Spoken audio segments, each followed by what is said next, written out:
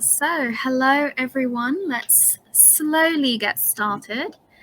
Hello, I am Megan. I am the recently new director for Startup Grind Osaka. So, I'm very excited to be with you all today.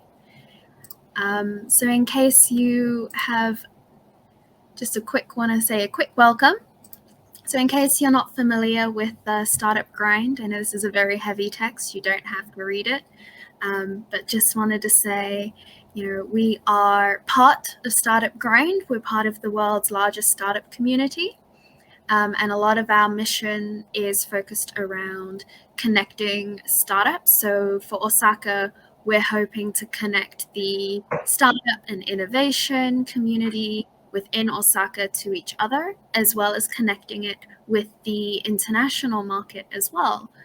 So we're really looking to bring in a lot of different voices, local and international, as well as sort of talk about market entry and other challenges within not just Japan, but globalization and any other little areas for, startups and innovation. So today we're actually going to be inviting Scott Scofield, who is the CEO of COVUE, to our stage. And I could try and introduce him, but I don't think I'll do him justice. So Scott, let me actually hand over to you to maybe give a bit of a self-introduction. Sure, thank you. So you know my name already. I've been creating and scaling and exiting companies for the past 30 years. I've done it across 3 markets, the US, Europe, and now Japan. My primary focus has always been in the med device space or OEM services. I would say that I have a fairly deep understanding and appreciation for what it takes to create a company, for what it takes to be the person sitting on both sides of the fence from a funding standpoint, seeking funding, either angel, A, or even acquisition funding, as well as being a private equity investor myself on angel and acquisitions. And I'm currently serving as it says, the CEO of COVUE. It's a Japan market entry company. We focus, our starting point is focused in compliance, and it works every touch point from the logistics side of products or compliance and marketing, branding, scaling, local content distribution. We try to serve every touch point we can in the market space, and it's based on an a la carte model, so the customer can choose what they need. Wonderful, thank you. So really excited to see everyone joining us today. Again, if you haven't done so, give a quick introduction into the chat. We're happy to see you all here. So today we'll be sitting down and having a bit of a chat with Scott as he talks to us a bit about scaling businesses in Japan. If you do have any questions, we'll be holding a Q&A section at the end of the session today. You can add your questions in the Q&A section, which if you look at your chat box up at the top bar, there'll be a Q&A in sort of a speech bubble. So you can click in there and you can add your questions there. You can also upvote other people's questions, add comments to other people's questions. We'll just be happy to see all the little questions gathering there. And then at the end, we'll be picking the questions from that list. After our sessions today, we'll actually be holding a networking session. So when you came into the session today, you should have seen sort of like a lounge area with tables and chairs. You can click and interact with that. And we'll be able to sort of sit down at the tables and chat to each other. So we hope you will join us for the networking session after this as well. Okay, enough of introductions and enough of me talking. Let's really pass the mic over to Scott, who is our main star for today.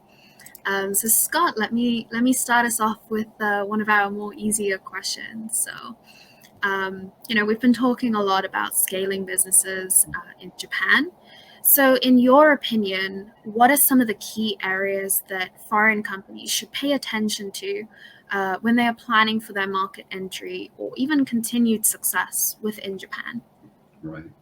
Well, I think if you haven't come into this country yet, you need to start with, let's unpack all of the biases or pre-assumptions that you have about Japan.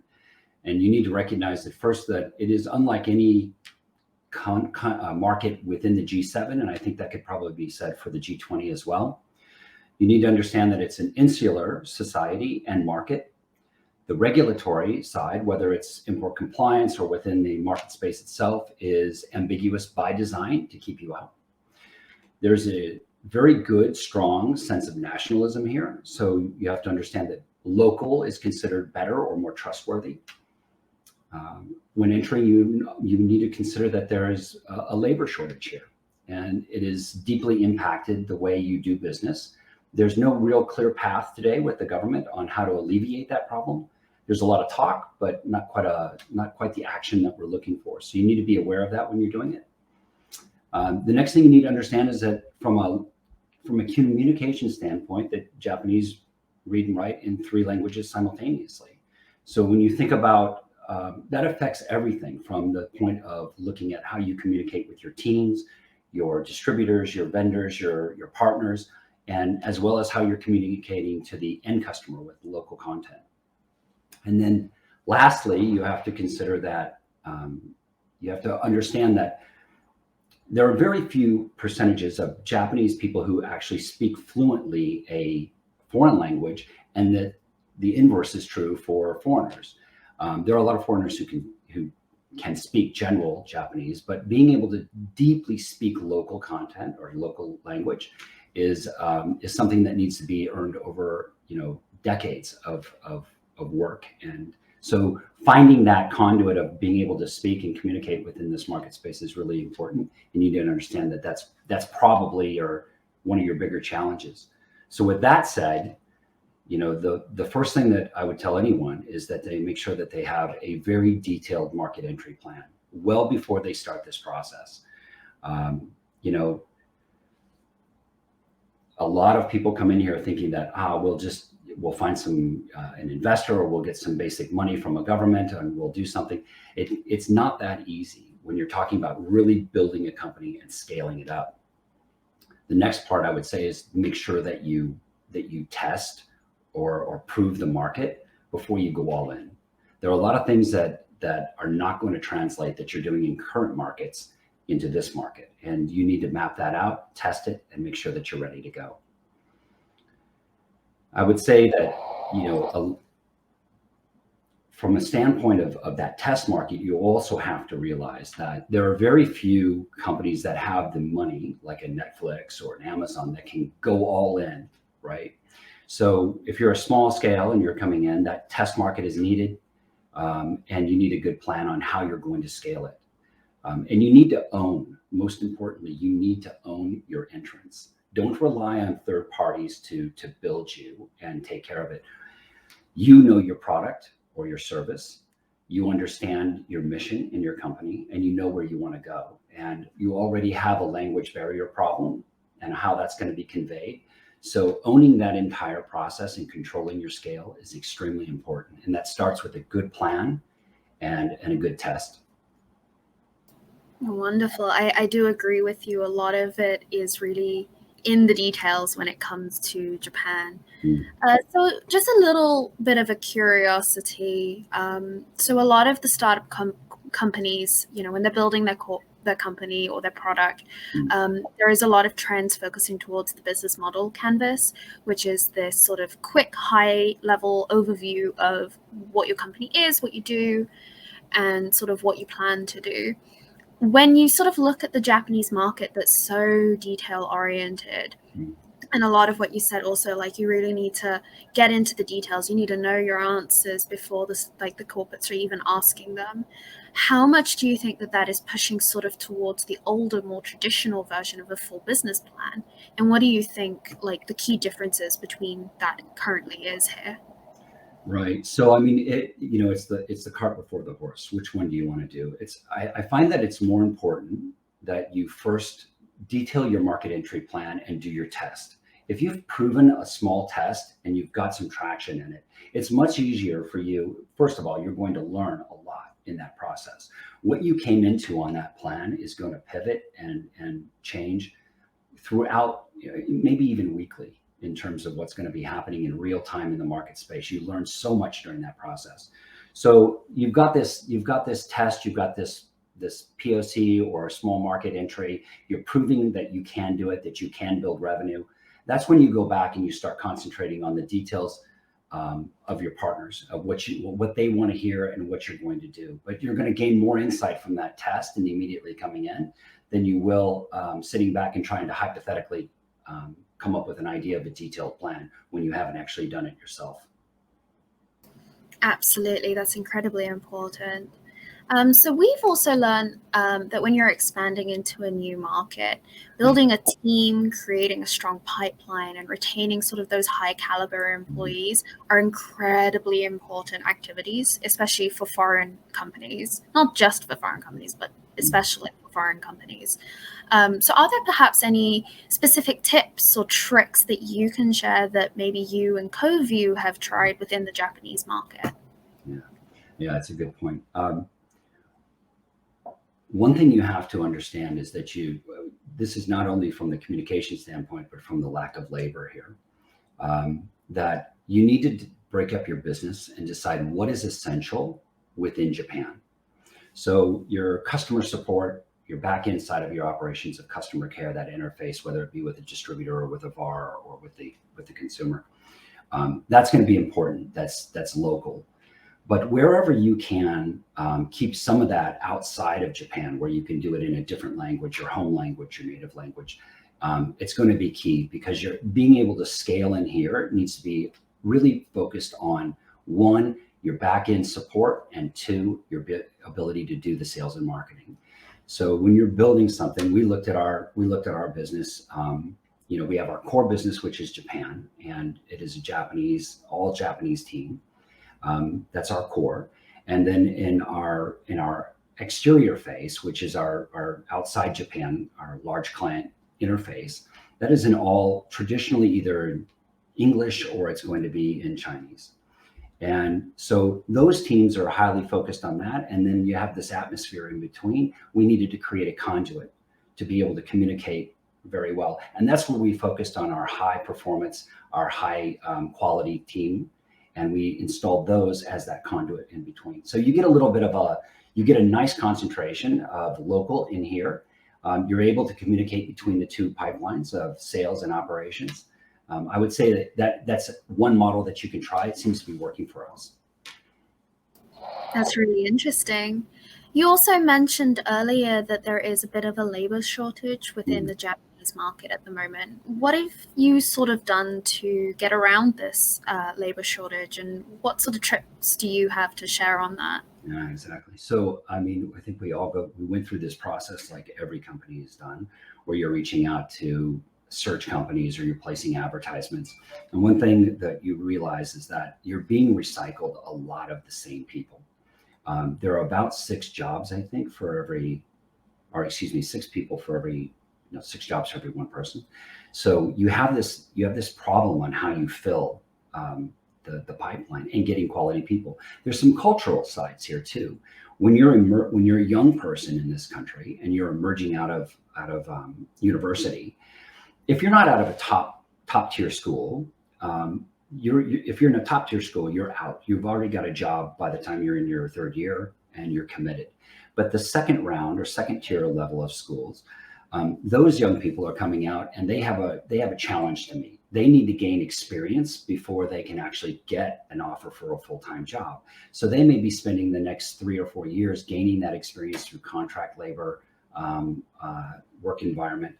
And we look at that as an opportunity for us. What we decided was we wanted to go back and look at the young people and create a pipeline for young people to come in and get paid internships, be able to deploy them into a plug and play area where we can utilize them.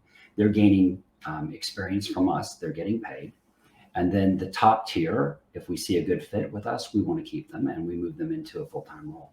That seems to be one of the ways that we've solved some of our labor shortage. But to accomplish that, you need to really focus in on your workflow processes on the back end of your operations and your SOPs. They need to be completely digitalized. You need to have it plug and play. Like I said, somebody can come in. It is a square peg into the square hole, and they follow a process. Without that, you'll be lost and probably both frustrated as the employer as well as the employee. Wonderful. Pretty nice insights there and tips and tricks to share. That's awesome.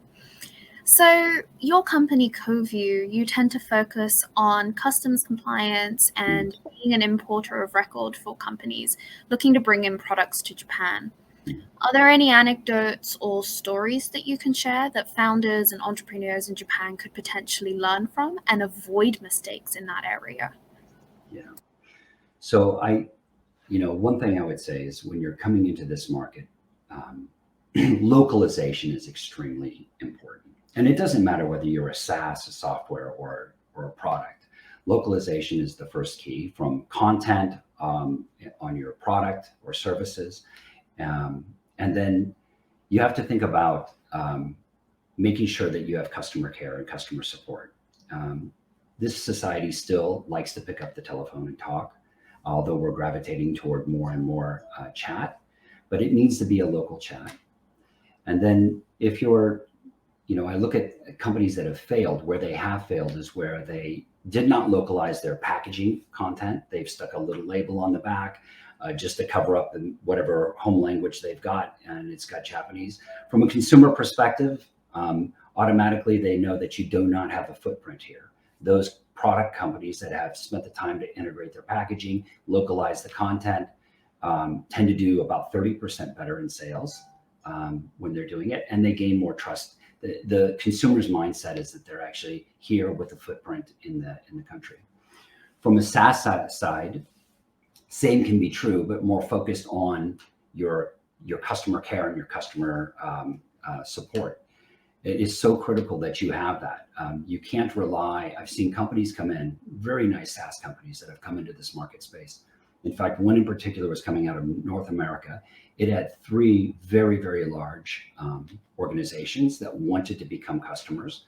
This would have put them into profit mode immediately. It would have scaled them tremendously.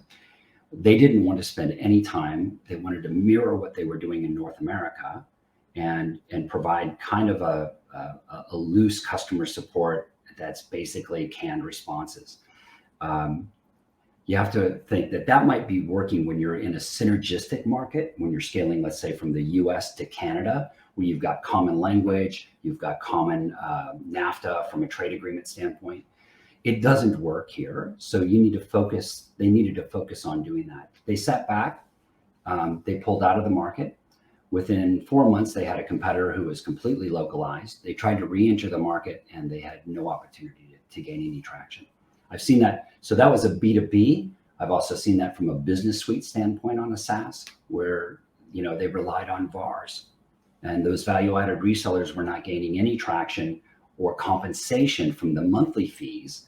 They were only allowed to profit from any customization on that. So if you're going to enter this market space, consider that whomever's going to scale you as your partner, if you're not going direct, you need to consider about how they're going to be making revenue on a long term. And then you also need to set up your KPIs and your culture within your customer support. Absolutely.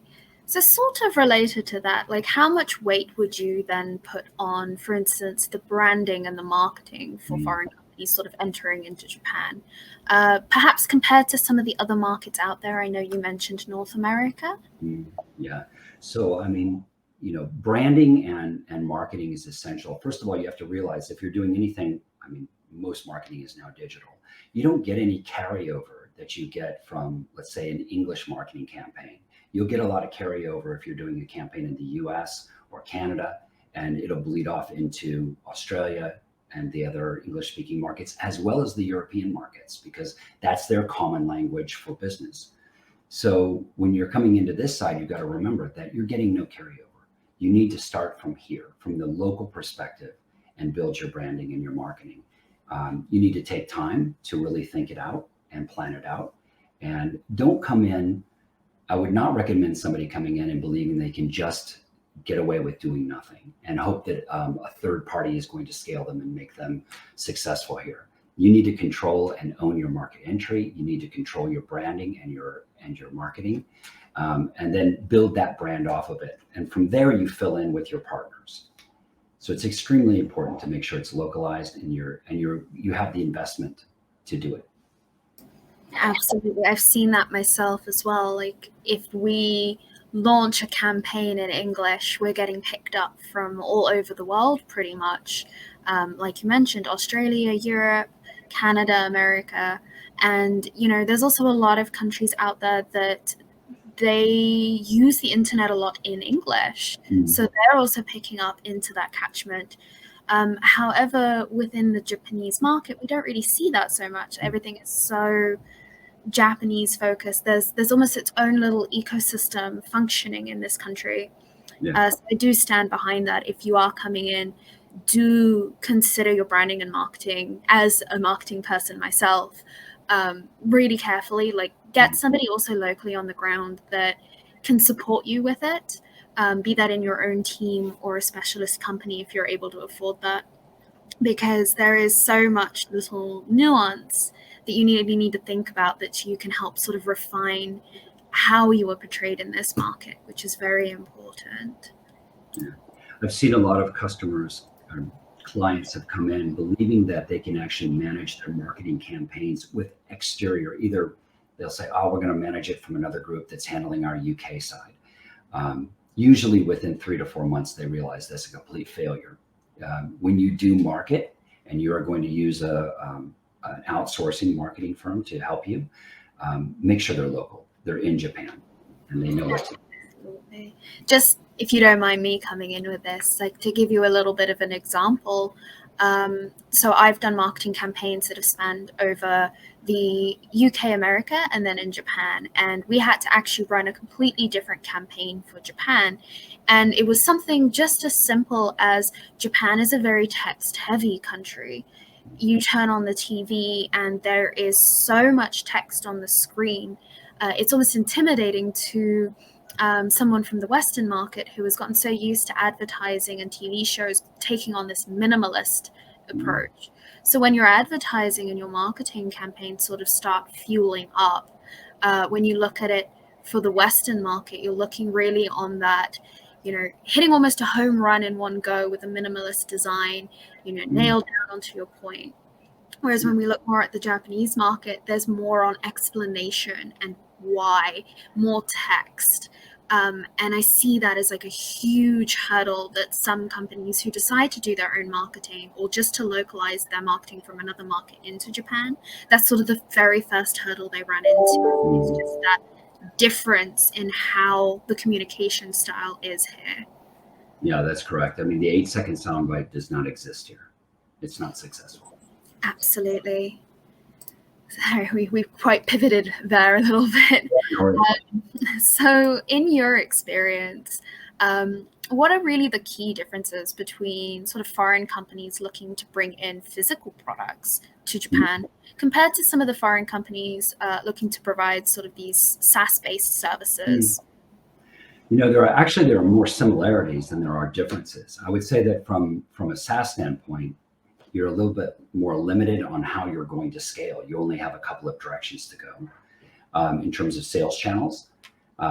You're either going to go direct or you're going to go with partners. And whereas a products company can come in, they can own their e-commerce space, they can set up retailers and distributors and move in different channels more fluidly. However, if you're with SaaS, if you're partnered correctly, you'll scale a lot faster if you do it correctly. But the main difference is that you have less channel in terms of getting some good rapid user base. Absolutely. And, for those entrepreneurs who sort of already have made it into Japan, from your experiences with COVUE and, everything you went through to start up, like what sort of advice would you give them?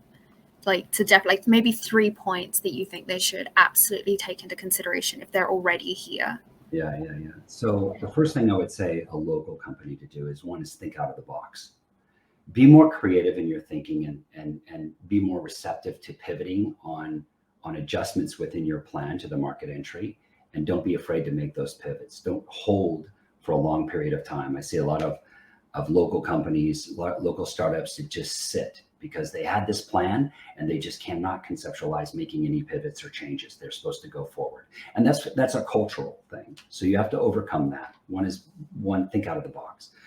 The other one is work 3 times faster than what you normally do.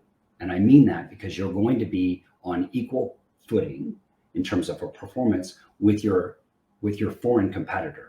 They're coming in naturally in a different culture and a different thought process, and they are just naturally faster than what happens in Japan, because government and business here kind of operates at a glacial pace.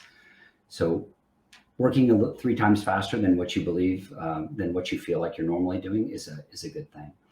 And I think for the third one, I would say that they need to learn to not take no, or learn to reject no as an answer.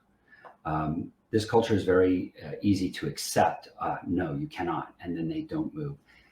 That comes back to the thinking out of the box. You're going to get a lot of no's, but start thinking about how are you going to overcome the challenge of that no. It just means no here. It may not mean no to another customer. This doesn't mean that your service isn't good or your product isn't good. Start thinking about how to overcome the no and don't accept it. Absolutely. Just out of curiosity, from your experience when you have received no's, what were the first couple of steps you took to sort of adapt to that no and maybe to start doing that pivot? What did you personally do? Yeah, so I mean, so one thing we looked at is we looked at our close cycles here locally from our OEM support side of our business, and we would get a lot of no's. We're not ready. We'll think about it. What we started doing is we started challenging it and looking at, well, what is it going to take to get a yes? So in the case of our core OEM services, and this would be specific to, let's say, our field service unit. Our field service unit was a very traditional based unit. It was an a la carte or an event-based business. And the client would contract us either to do preventive maintenance or do installations or repairs on an event. We decided that had too much volatility. It also had a lot of ebb and flow within the normal business cycle, end of year, which is April and May. And so instead of doing that, and we also saw pushback from the directors of service. In their cases, they were feeling a little threatened about jobs. So we flipped the business. We pivoted very quickly, and we created what is a dedicated model. So this is we're no longer pitching for your business. What we're saying is, here's our dedicated field team. They are dedicated to you. Where do you need them? And they would come in, and that was a much faster yes. We went from an 18-month close on large scale projects for big device manufacturers down to 4 months. It made such a big difference. And then within that, what the benefit was is we got stabilization. It wasn't based on these ebb and flows of when you predict a repair or an installation, but a constant all the way through. And it also helped the client with the budgeting. Absolutely. I can see, especially within your field from what we've spoken about before, like how much that can make a difference. It made a big difference for us.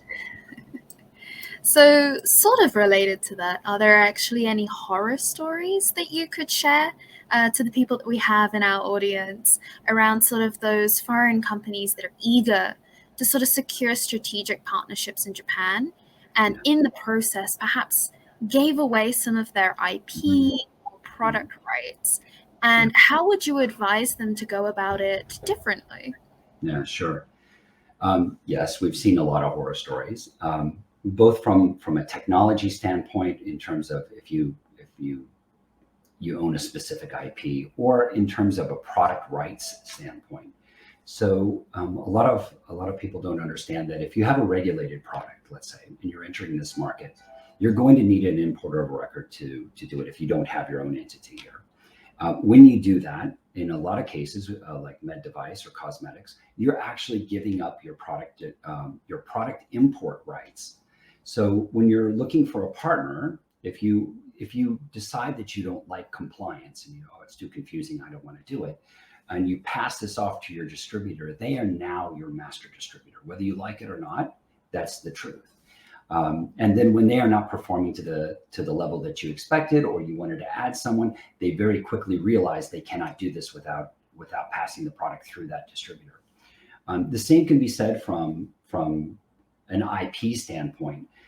If you've got some IP and you're coming in and someone wants to maybe invest in you or take something, you're giving it up in Japan if you're taking that. So I would say we've watched a lot of companies come in where they've given up too much, didn't realize it. They usually catch up with it a year or later. I would say be very careful. Own your IP. Spend a little time in your trademarks and your IP from this standpoint. Japan is a fairly trustworthy market space. You're not going to have someone just copy something, but don't expect it not to be reverse engineered. There will be another product that won't compete with you that doesn't violate your IP. Spend your time, own your IP, own your compliance, and that also accounts from a standpoint of when you're coming with a SaaS. Don't give it all up. Do you have any hints or tips for those who maybe have found themselves in that sort of horror story situation? Like, what would you say, maybe just one piece of advice that they could consider? Well, I think the first thing you need to do is, if you've gone down this road, go back in and amend your KPIs and your deliverables with your partner. Really think them through. A lot of people believe that, as I told you, third party is going to make them successful here.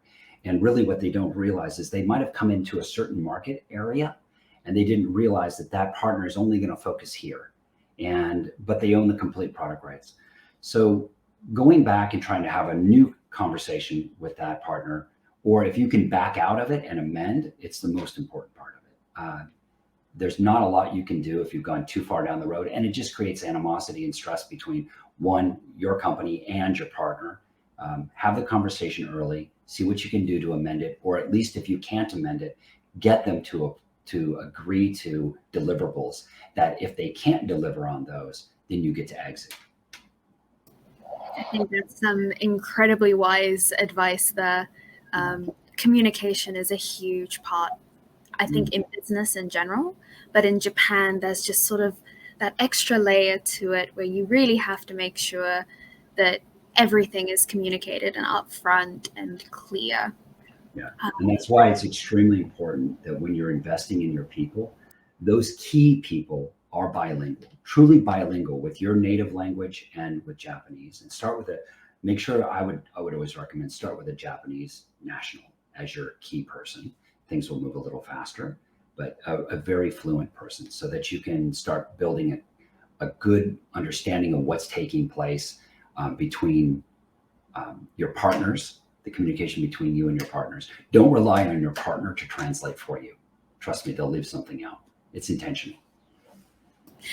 Absolutely. Just building on top of that as well, like, how much would you say to maybe if you cannot get a key Japanese person when you're beginning your market entry, so maybe you haven't hired locally yet, how much would you say to rather bring in your own translator if you can find somebody rather than relying on somebody from the partner side? Yeah, absolutely. Bring in your own translator. I can't stress that enough. There are enough out there, enough people out there that are offering their services on an a la carte basis. Really do some interviews. Make sure that you feel like there's a fluent conversation and a comprehensive conversation that's taking place before you hire them. But it would be very good to have your own translator on your team translating for you. They'll also, if you pick a Japanese national, they're going to be able to pick up the nuances of the business culture and understanding of what's really being said. Just remember, there's simple lines like, we will consider means no. These are the little things that only a local person is going to be able to pick up. Absolutely. And it's difficult also means no. It also means no. Correct. Yeah, actually, from our experience as well, like, most of the team that I work on is bilingual, but we've also benefited a lot from getting a translator who, works often with our projects and stuff, and they got to know sort of what we were after and were able to also educate us a little bit more on those nuances. So if you are also a company that's, looking to come into the market here, it's definitely something to lean on, to find somebody that can help you in that format. Yeah, and it should not be a last minute decision. It should be someone you've brought in early, so they really understand your organization, your mission, what your goals are within this. Often you see a lot of people, we see a lot of clients coming in at the very last minute, just hiring a translator. It'll be fine. It's not. It's one of the most challenging languages in the world to navigate, and there's a lot of nuance in here that you need to understand, and you need someone early. Absolutely. So, with everything that you've learned about Japan, and and everything that you sort of know now, if you had a chance to go back in time to when you first started managing COVUE in Japan, are there any things that you may have done different or would have changed to sort of improve on things right now? Absolutely. So, yes, I would go back and make a few changes. One thing I would do is I would have pushed for a lot of the changes that I wanted much earlier on in the organization. I feel that I took up an approach originally of step back, and I was educating myself on the culture of what was happening in the business transactions. Knowing now what I know, I would have pushed a lot harder on my core team to make a lot of transformational changes much earlier. Had we done that, we would probably be somewhere around our third year performance if I'd made the changes earlier, 3 years ahead of ourselves. Oh, that sounds really interesting, because you mentioned earlier that you had quite a big pivot at the beginning, where you moved to sort of this dedicated service. Is that included in the sort of changes that you would have pushed for? Yes, and also from an operational standpoint. So, one thing I think everyone, when you're building a business, you focus either on your design, your innovation, or your sales and marketing. And a lot of companies, a lot of organizations forget all about their business process in the back end. And they don't take the time. They may be very forward thinking and very progressive, very digital in the front face, but they completely lack the back end, and they didn't digitalize it. So Japan, again, unpacking things of biases. A lot of people think, oh, Japan is extremely technical and it's advanced. Yeah, in some areas it is, but this country still actually communicates with fax machines with the government, and by telephone call and no email.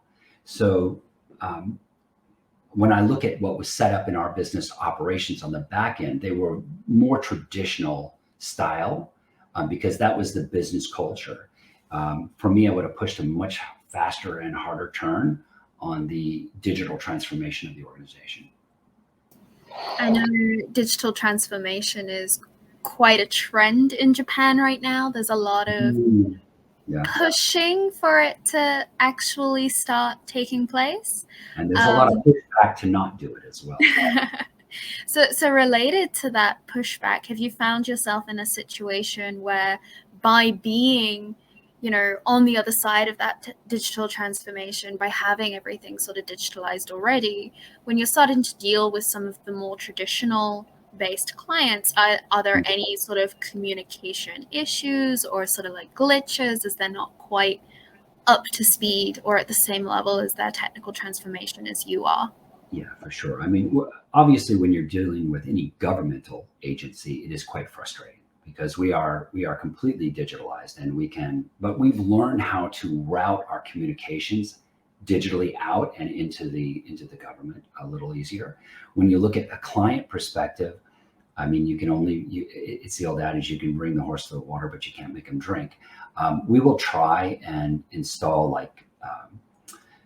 private link chats direct into our company. We do a lot of different things to improve the communication, to get them to kind of use it.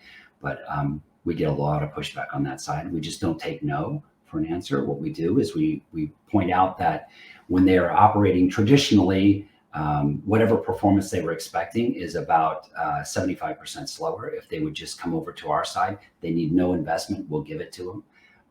We find that that's more embraced, but still reluctant. Providing the training to them is another part. So it's been an interesting challenge to navigate that with a core customer here in Japan. Absolutely. I can speak a lot of stories from my own side as well on, sure. that that training, that learning curve that you sort of Mhm. face with a lot of traditional companies on, bringing them up to sort of that same level. I think a lot of us who have a bit more of a background in Western companies will always be a bit surprised. I remember the first time I worked in a Japanese company and the fax machine sound went off, and I was just sitting there for a moment thinking, what year am I in? Hang on a moment. And that has almost become a norm now. That Mhm. for a very long time, and still now, that is a lot of how they communicate. So Yeah. I It's, completely. it is interesting. We looked at our core team. I mean, the best way to describe the core team's transition was, there are a lot of scratch marks on the wall as we're dragging them along to get there. But once you're in it, and as long as you're patient and you invest the time, this is for any company that's going to scale. If you don't have your back end operations completely dialed in and well managed, you're not going to be scaling. You're going to start losing customers the moment you sign one, and that's because you're failing on your delivery of your customer support or your operational side. So it's really important that dialed in process takes place. And when you're doing it here, invest in the time, because you're going to be looking for a lot of people. Invest in your time of your workflow processes, all of them digitalized, your SOPs all digitalized, and then make it so that you can plug and play people into this or into your organization. It will speed up your onboarding and your scalability. I think that is honestly, that is one of the true gifts of scalability, or the true secrets of scalability, especially Yeah, not just in Japan, but in most markets. Like, absolutely. your back end is incredibly important. And just out of curiosity, if you had to name 3 key areas that you say, a startup definitely has to look into to nailing, what would it be, to sort of build for that future of scalability? So coming back to that, I mean, look at how one in the back end of your operations, how much of it is digitalized, how much of these little processes are not all integrated. Don't run on multiple different platforms or software when you're looking at it. Try to find one unified thing or create it yourself if you need to. For scaling up, I mean, again, it doesn't matter whether you sit in the US, you have to be able to add either human or AI or digitalization. So wherever you can automate a process without jeopardizing that customer relationship, do it. Where it does jeopardize the customer relationship, push as hard as you can on the experience for the UX side, right? The experience for the customer, but make sure in that back end you have the human contact that's going to keep the customer there. Absolutely. So, as we're sort of getting close to our Q&A time, do you have any parting words that you would like to leave with our audience today, among which people I believe who are thinking of expanding in Japan? Yeah, I mean, I think the parting words start with the beginning. Just make sure that when you decide to enter this market, that you've made a good plan, that you are well funded for this entry. You can't be half in and half out. You have to make a decision to do it. And before you do that, make sure you've run a good test and that you can show that you can generate revenue. And take your time on it. There is something to be said first to market, but there's no point in being first to market if you can't support your scale.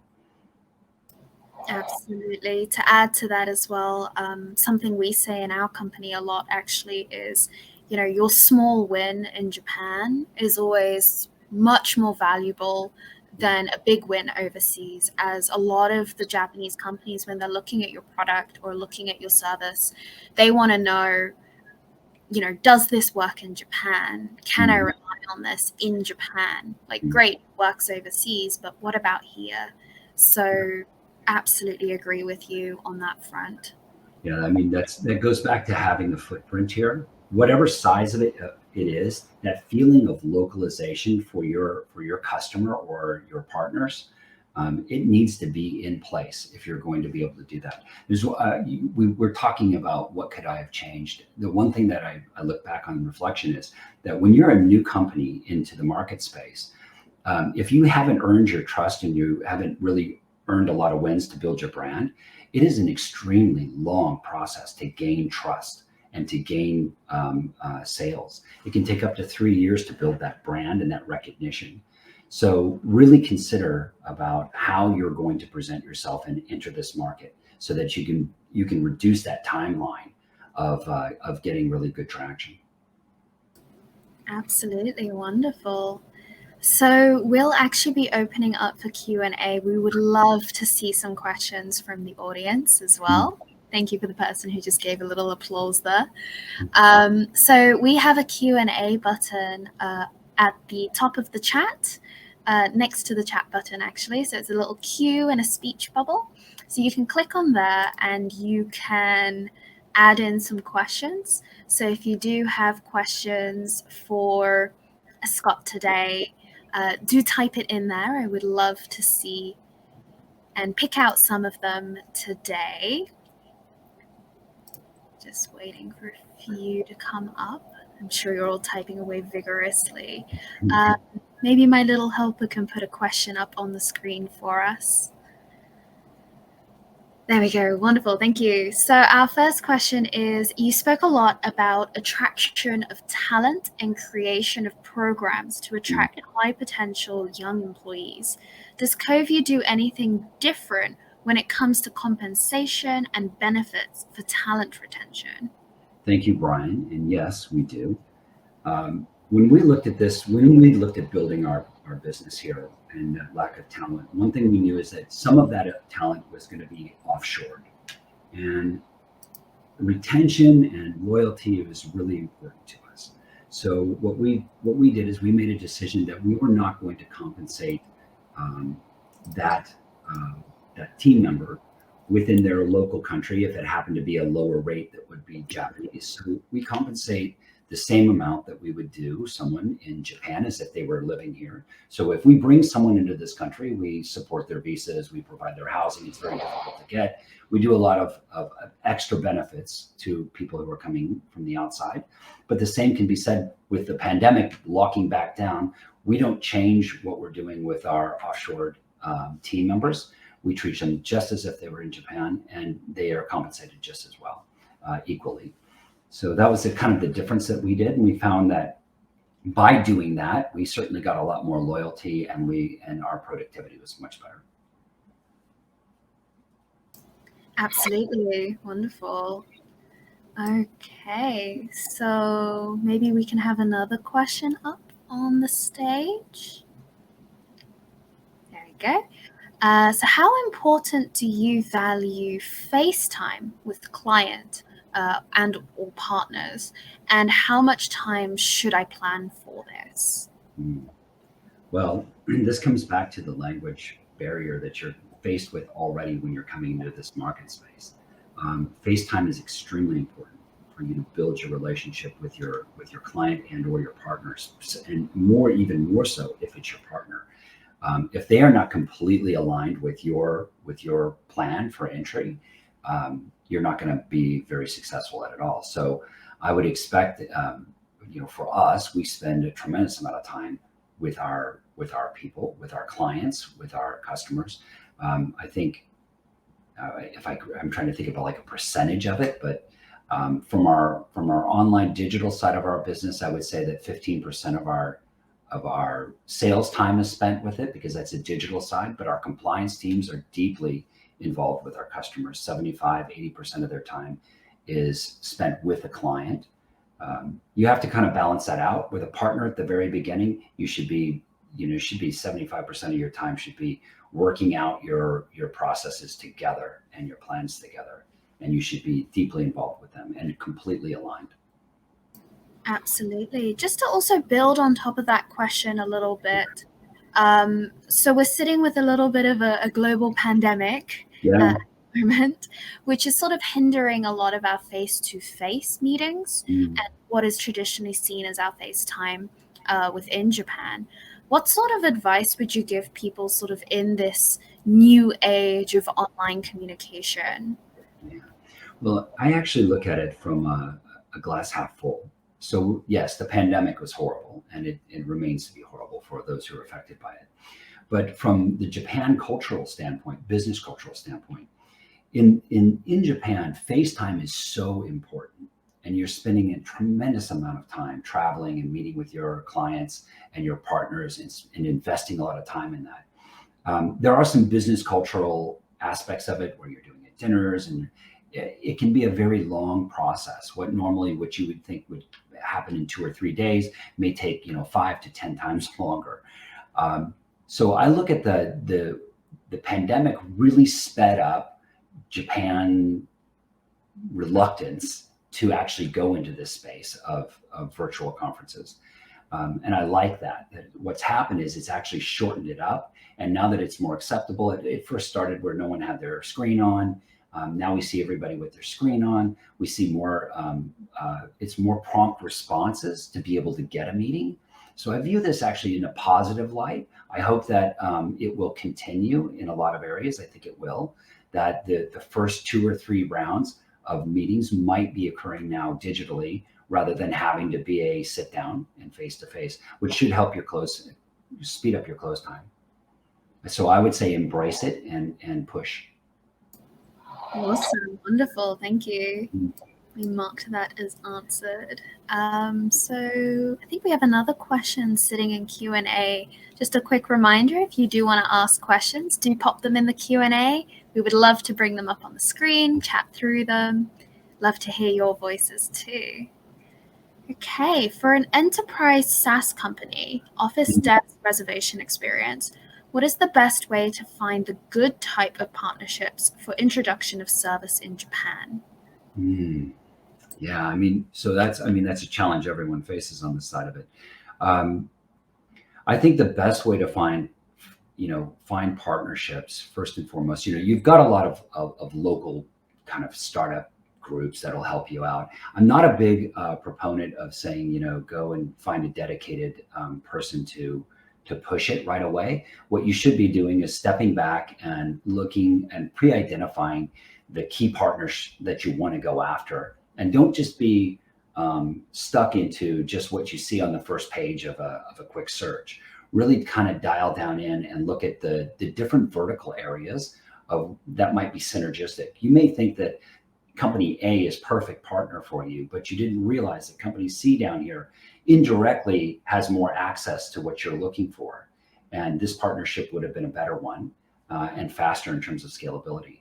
So do your work, talk to locals, talk to also some people like us who have done this before, and spend some time doing the due diligence and the research when you're looking for those kind of partnerships. But don't close your mind to just the top surface. Really look at the verticals. Absolutely, I agree with that. And what I also, maybe it's just me that notices it, I'm pretty sure you notice it too. There are actually a lot of corporates in Japan who say they do one thing, but in the back end, they actually do 100 other things as well. So the company that you think may not be fully aligned with you, maybe they're not fully aligned with you on the, on their public website, but for their back-end processes or some of the other projects that they run, sometimes under different branded names, they could actually be a good option for you. Yeah, absolutely. And that's what I meant about doing your due diligence on the partners. Really look into them. A lot of times you don't realize that they have a complete pipeline of your customer base already in queue. And you have a synergy there. They don't see it, you don't see it. So sit back, do some research on it, explore with each other, and then start building out a good flow process that allows you to be partners. If you come in and with yourself well planned out and aligned with their service, they may not see this pipeline. You have to explain it to them and show it to them, but there are quite a bit of companies that have a lot of verticals in the back end that people don't understand are available to them. Absolutely wonderful. Thank you. Let me mark that one as answered. So I think we have enough time for maybe one more. All right. Oh, there we go. Thank you. Sorry, the scroll is not very nice to me today. Okay, going along the question related to how the FaceTime culture changed during COVID-19. How should foreign startups act once Japan does start opening up and FaceTime opportunity does increase again? Should startups be FaceTime focused? Yes, but as I said before, you should probably see how much traction can you get first on video before you come in. When you're going to do this visit, make sure you consolidate it. You optimize all the time that you're going to need with that FaceTime, and make sure it's valuable FaceTime. Don't waste it on the introduction. Get into right away all of your introductions. See how far you can get down. Maybe you can get 3 meetings into it, and you've got some genuine synergies there to explore. And that way, the first meeting is a productive meeting, and it's not wasted on the traditional exchange of business cards and pleasantries. Would you almost say that, post-pandemic, we could even be looking at more of a hybrid model with this digitalization leading it? Yeah, I absolutely think that. That's why I said the glass is half empty. For once, we have a very traditional culture, actually very open and receptive to this style of communication, and it's very accepted. It's kind of like going back to, some people say, well, even after the pandemic, I'm still going to wear a mask. Well, that's great. They've been doing it here for a long time. For now, we've got an entire business culture that is updated into a digital space. Please use it and abuse it and get as much as you can out of it before you get to the main face meeting. Absolutely wonderful. So we're very close to on time right now. So all right. Thank you so much for everybody who did ask questions and, who sort of chatted in the thing, sort of listened in for all this. If everyone could just give a wonderful big applause to thank Scott for joining us today. Thank you. Thank you so much for joining and coming onto this stage with me.